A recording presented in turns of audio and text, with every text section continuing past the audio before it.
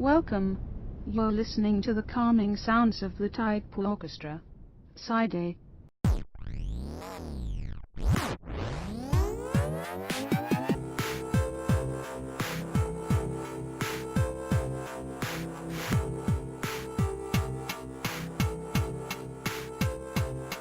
Alright, hello and welcome to another exciting adventure of the Tidepool Orchestra podcast. As you can see, it is literally just me.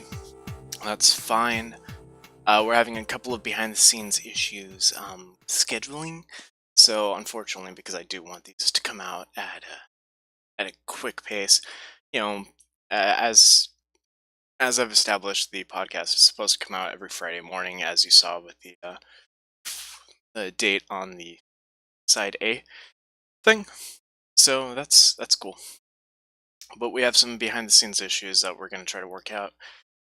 Maybe we won't be able to. It's fine. Anyway. I'm going to open up our little display capture here. Stretch it out just a little bit more. We're going to start off how we normally start out with questions. What is...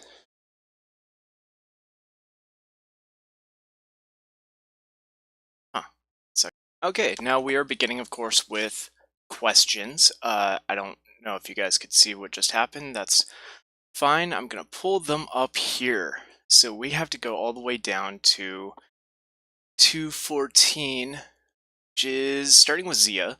Ranch on pizza. I personally don't care for it, but I know a lot of people who do. Got one for Patrick. Can Brian hit a whip and nay on video? I think it's like when you go like, that's as close as I think I could do. That's fine. Red says, Brian, give everyone a pickup line on video. That should be interesting because it looks like Jordan just left, so we're just going to go ahead and skip that one.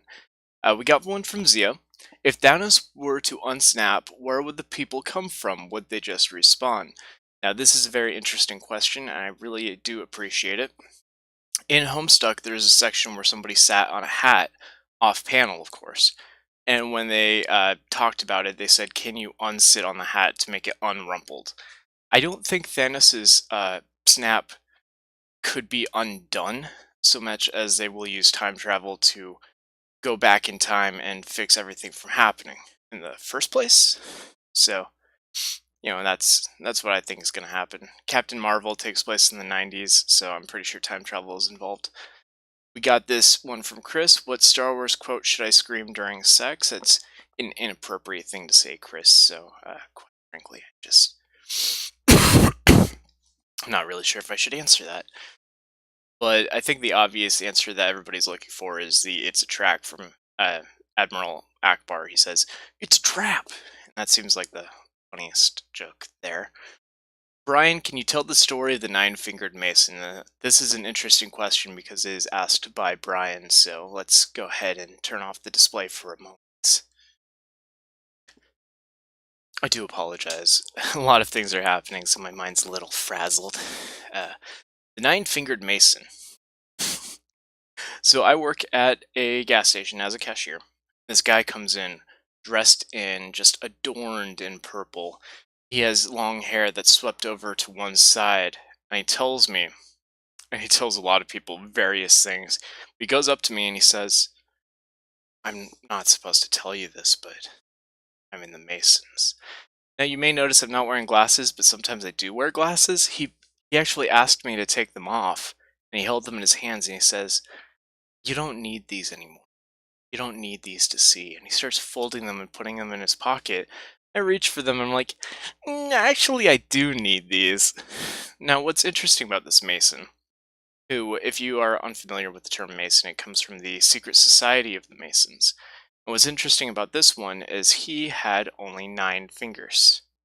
So, I found that interesting. So, it's weird. He had this hypnotic tone in his voice that made me actually hand my glasses towards him because I wasn't sure what was going to happen. Now, what had happened was, after he left, I kind of snapped out of it. I'm like, what? What was that? The store manager comes in just a couple of minutes later, and he looks completely frazzled. And I'm like, oh man, did you just see? He's like, yeah, we're calling the cops. He's smoking weed out front. Anyway, he came back a couple of times later on, and he would try to buy a coffee and he would pay like in dimes and nickels. He would always have another crazy story to tell. It was very fun and unfortunate. We're gonna turn on the display back. Got from Mike Beetle. Now, what he did was he took the title of Big Bad Beetleborgs, went through general suggestion, NSW, and questions for podcasting. I think even the subspecial thing, and he put one word from each into each one. So Big Bad Beetle. So Beetle was in this one. Do you still collect toys like action figures and whatnot? Also a good question. I collect Transformers and Kamen Rider figures when I can. There's a new Transformer that just came out. So right here you're going to see kind of a couple of things that we're going to talk about later. But let me just real quick. So Masterpiece Beast Wars Megatron is going to be coming out later this year at about $320 apparently. Let me see if I can pull up a good picture of him. And this is my local comic book store too. That's probably not going to buy it from there because it's a little overpriced. So I collect Beast Wars toys. I currently have Cheetor, Waspinator, Optimus Primal, Rhinox, Dinobot, and Rat Trap. This one's coming out later this year, and they recently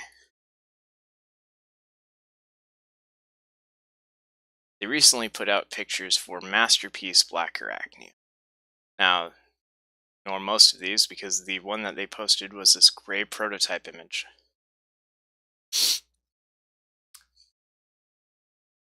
Cancel. Now, what's interesting about this one is one of the customers at my work will occasionally come in and ask me questions related to Transformers because it turns out we have the same Transformers tattoo. And he came in one day very excited and just said, "Did you see her? Did you see her? Did you see her?" And it took a second in my brain before I realized he was talking about this beauty right here. I'm like, yeah. He's like, oh, okay, good. And then he left. He didn't even buy anything. So that was weird. Back here. Why is Mike sad? This was asked on Tuesday, and presumably the current reason that Mike is sad is because Jordan left. Let's check general real quick. Fun would it be to have creepypasta readings around October? Very fun, Brad. Very fun. We'll see how that goes. We'll see how everything goes, honestly, because I have no idea what's happening right now. Noah says, how do you think the 3 shells are used? And this is a reference to the movie Demolition Man, in which he wakes up in the future. I'm going off memory here. He wakes up in the future and he's like being taught different things. And he's like, yeah, when I went to the bathroom, there was no toilet paper. There was just 3 seashells. And one of the officers in the building he was in scoffs and says, you don't even know how to use the 3 shells?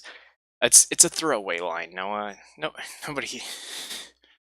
But if I had to guess, I would say it's they're used similarly to a bidet. You would just fill one with water, and then I don't know why there are 3 of them.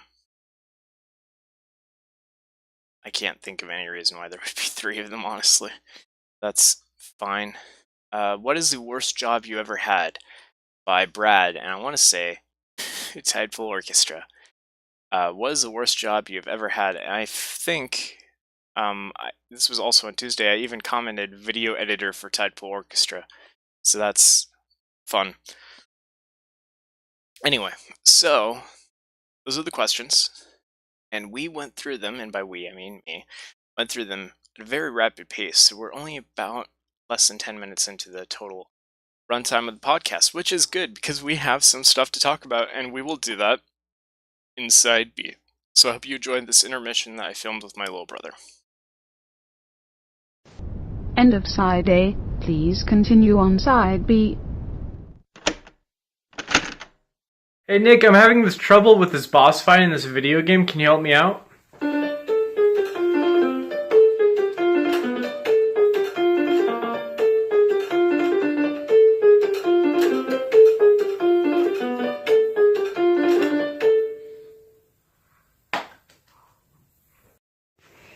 I'm not playing it anymore. No, do it. Do it. There you go. That's your one note. Do it. There you go. That's the 2 notes you get. Play all of Megalovania, please. I'm not even filming. Yeah, I can tell you're not filming. Definitely not with like flashlight on or anything, and it definitely doesn't hurt my eyes. I'm not filming. Show me. Show me you're not filming. I'm not filming. There's no flash on. Okay, I want to play Megalovania. Flip. I didn't know it sounded well. Good. Wait.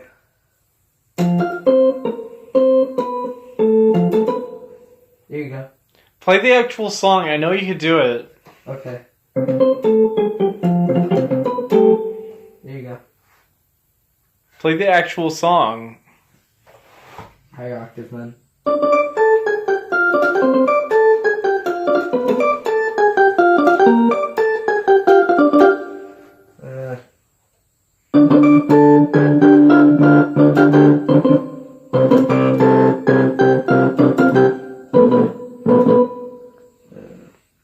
It's very shaky, so it's hard to do. Maybe it's because it's in your bed. Stop filming! No, play Megalovania. No. Do it, please. Shoo. Okay, cool. Shoo. Okay, cool. I'm not filming anymore. Even. Look, see, I'm covering up the camera. I'm covering up the camera. I'm not filming. I'm not even looking. Alright guys, that's enough. Play Megalovania, please.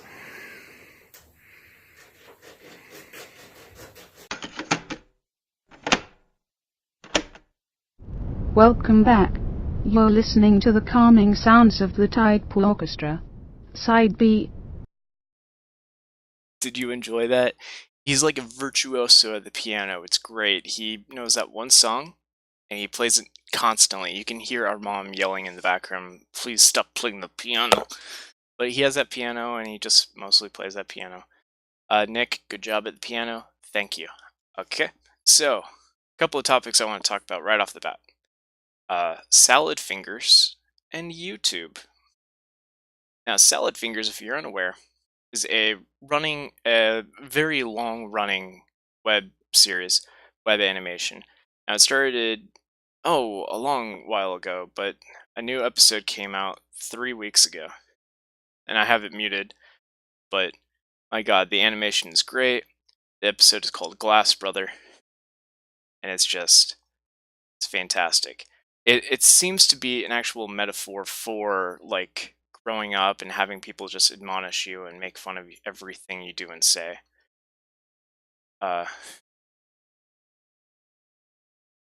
He fights with his own reflection, and he does all of these different things. What a weak little squirt you are. So, this was made like 3 weeks ago, but what came out earlier today, about, oh gosh, I want to say 9 hours ago? Well, February 21st, so by the time this video goes out, it came out yesterday.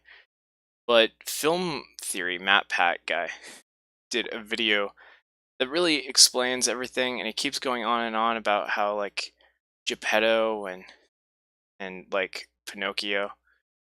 I don't know. Look at this face. I hate this face so much. Matt Pat is not the best, and in fact, the guy who made this was, I think, David Firth. My apologies. He went on record on Twitter saying that Matt Pat's initial videos on Salad Fingers were incorrectly attributing, basically saying he doesn't get it. This isn't what it's about. Matt Pat, now, what's interesting about Matt Pat is a lot of his scripts are actually written by other people, and then he reads them on camera, and that's, an even workload. However, after doing that, he is basically held accountable for everything he said on camera.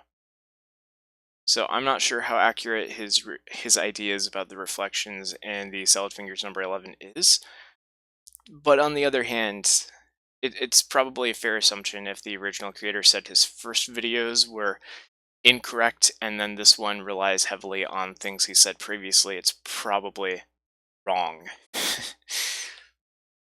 Now we come to the YouTube thing. Oh boy, the YouTube thing. Real quick. General.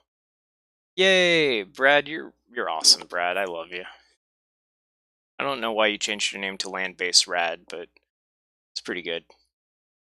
I'm gonna put a little dinosaur emote right there. Okay, so the YouTube thing. I was on Twitter, and if you don't know, we have a Twitter for Tidepool O.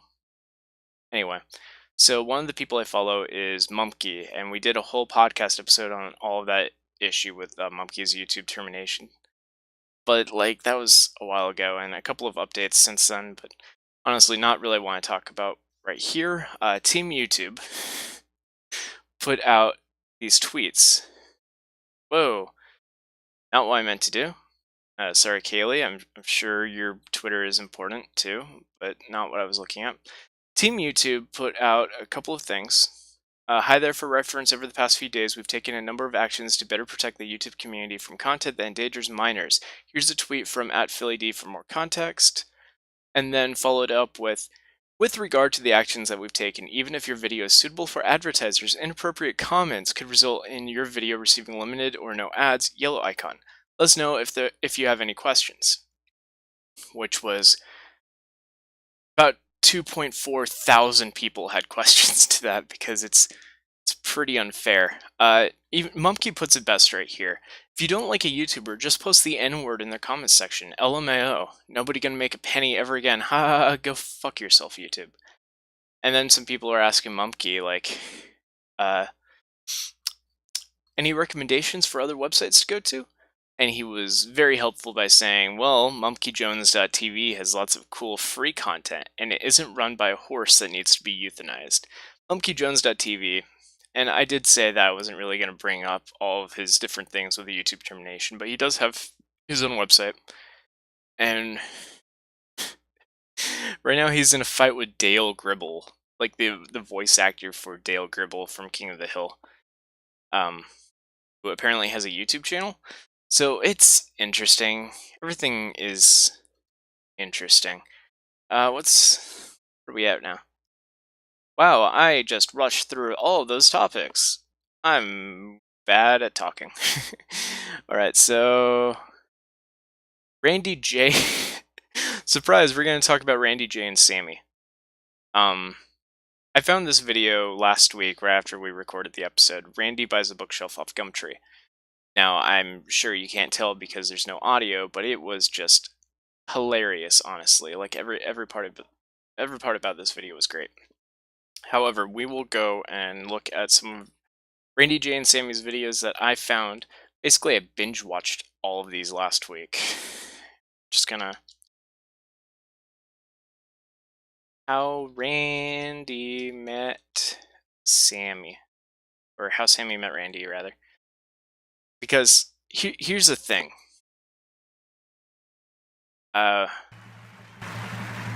Please welcome to the stage, Sammy J and Randy! So they're an Australian comedic duo, right?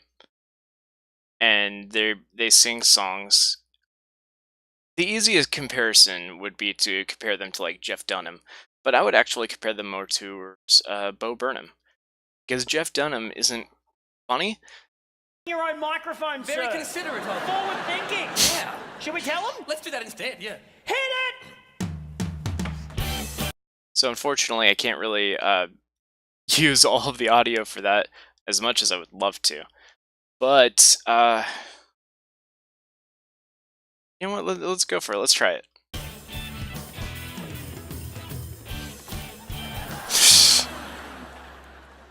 Let's take it back to 2004. I was drinking too much. I was studying law. I was newly divorced and blowing all my cash on sluts. Hot sluts. But I was dead inside and... Okay, we're going to skip ahead. So there are two different videos for this.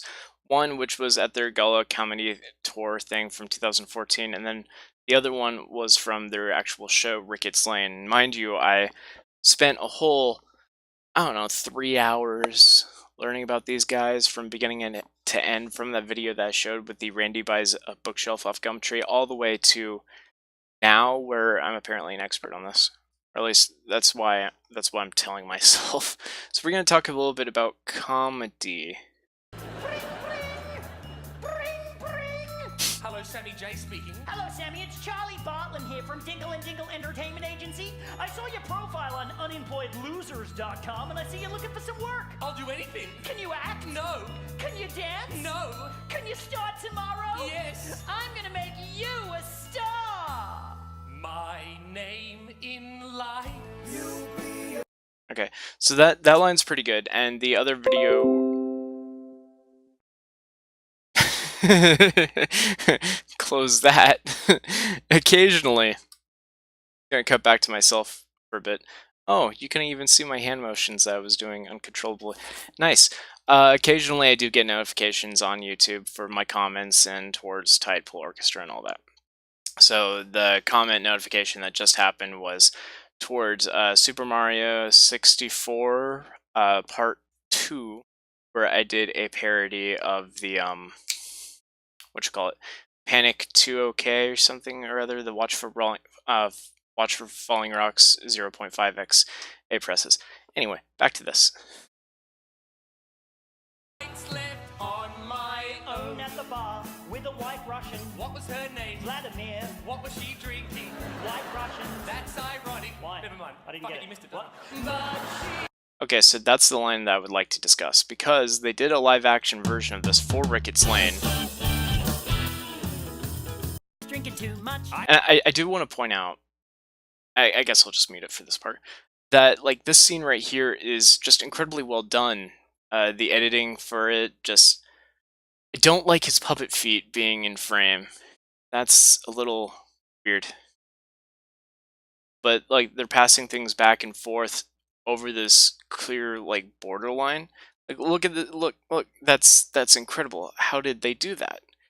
And then we get to the phone call right here, and also good. Like this is at least like 7 layers of video work at the very least. So bravo first off on that.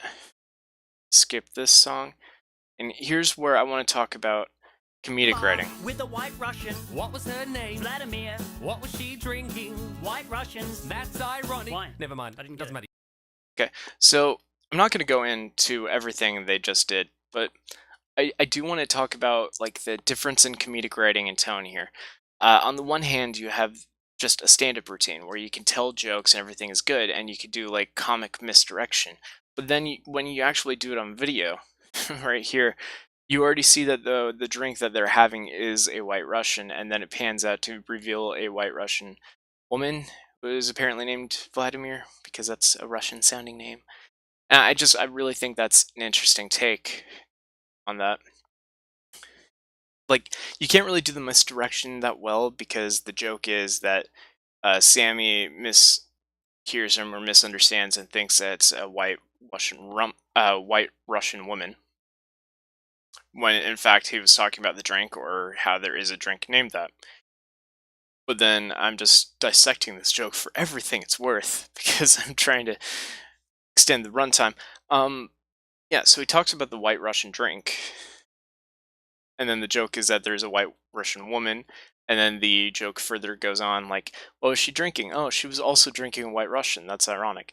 I think that works better on stand-up, because you don't have, like, I don't know, it's you're imagining it in your head, so you have to like basically crumple everything up and throw it out. Okay, here's a new picture that I'm picturing. Whereas in video, it's just, I don't know, it looks odd. You missed it. But she... Then the stand-up routine, I think, works so much better in stand-up form, because like the joke goes further on, like, how did they meet? Well, obviously they met when this guy was, I don't know, doing like this whole burlesque show dance.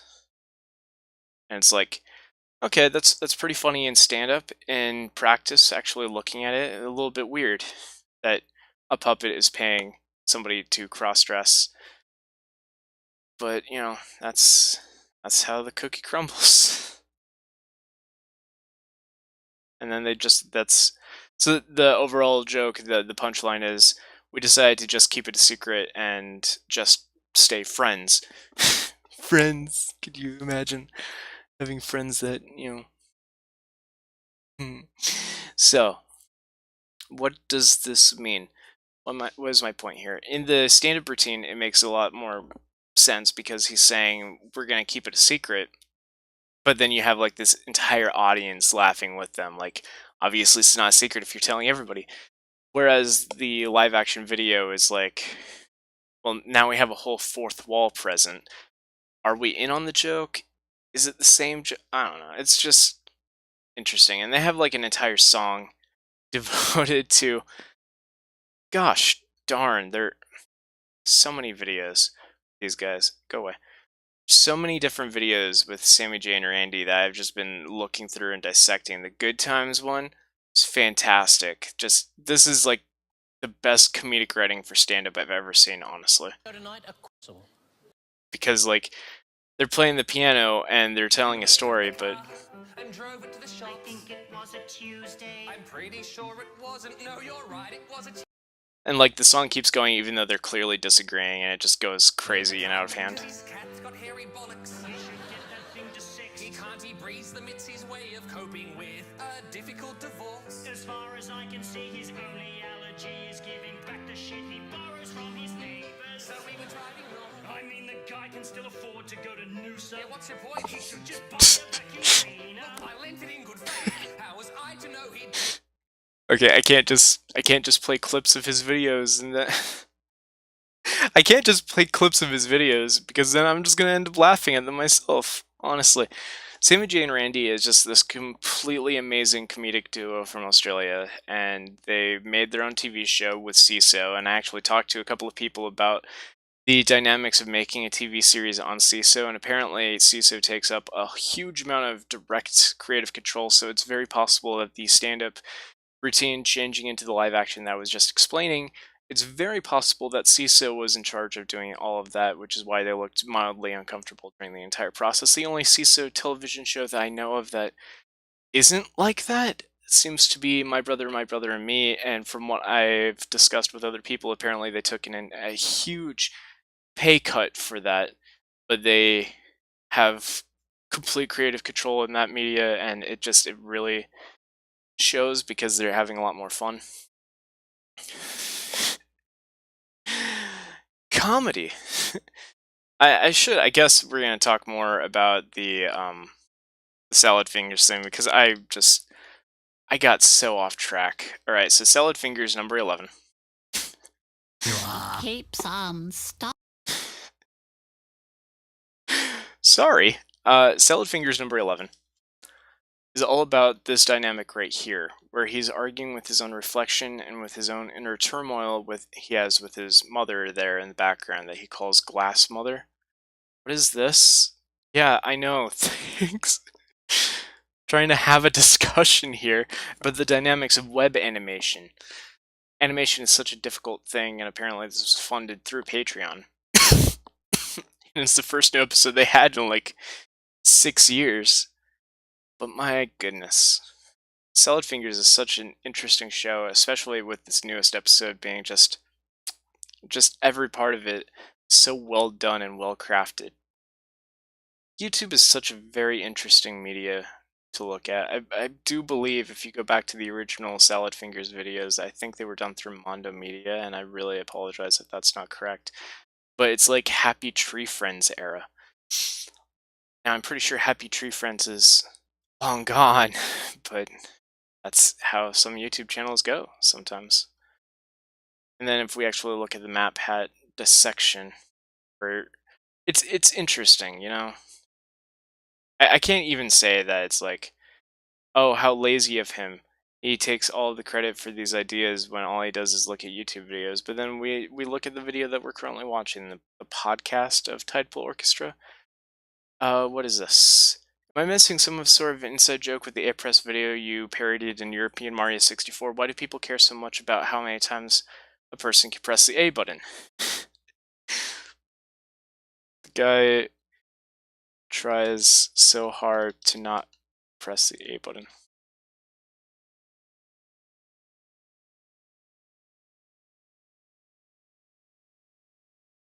and has basically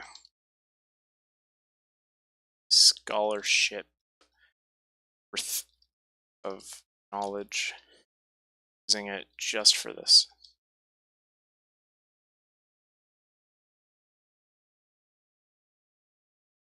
Anyway, I fell so far off track. So basically, yeah, it's still sharing screen. Cool. Basically, YouTube is just, I love it so much, and they're making so many different bad mistakes, and I'm trying so hard to actually make a channel that's worth watching. Like, I can debate back and forth with all the different creative control issues that is being present in a lot of different things, especially when it comes to like different TV series or YouTube's comments or YouTube just getting rid of people. I mean, we all know what happened with Pumpkin. This was a clear issue of YouTube exerting creative control for a medium. And if YouTube can just change the rules arbitrarily like this, as Mumkey has clearly demonstrated time and time again when he tried to come back and they deleted the channel, even though he had on video evidence that he did not make the video. When they could do that, and when they can just hold all this creative control over people, over the creative type of people, then that type of person crumbles. Like, we've seen what's going on with Matt, Pat, and Machinima, I'm sure. Like, even he's just stressed beyond reason. And he still puts out videos, like, as much as he can. Like, I don't exactly hate the guy. I don't exactly like the guy either, but he's trying his best. And with all the different constraints, that's more than anyone can ask for. Not everybody has to like what you do, as long as you like doing it. And then we go to Salad Fingers, which was the main topic I wanted to talk about, and the Sammy J and Randy thing became a tangent for probably best saved for another day.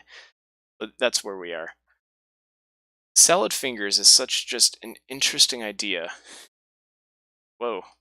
An interesting idea that works really well for what it is, but not everybody is going to like it.